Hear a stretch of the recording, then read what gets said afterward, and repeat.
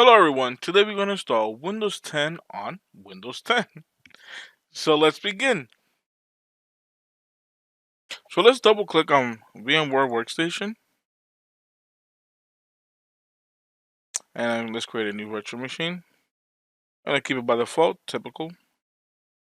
Next, I'm going to change uh, the ISO. Not going to install it with the CD, I don't have a CD. I'm going to just browse and pick a Windows 10. It's going to be a 64-bit version.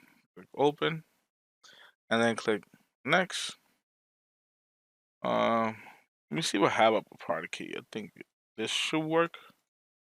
If I'm not mistaken, should work. All right. I'm gonna type in the password. ABC 123 ABC. Click next. I'm gonna leave it as it is. Windows 10 64-bit. The location it's as fine as it is as set by default. Feel free to change the location of your virtual machine.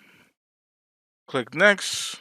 I'm gonna set this as 40 and store the virtual disk as a single file. Click next. Customize just to make sure everything is looking good. 2 processor, 2 gigs, it's fine. And close. Click finish. Give it a moment.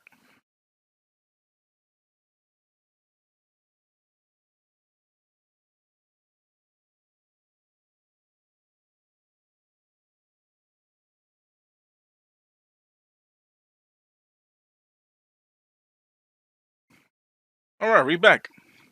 So the VMware Tools installed. Beautiful. Let's type in the credentials. Beautiful.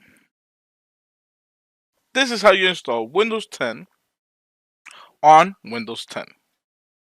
Like, comment, and subscribe. Thank you for watching. Peace.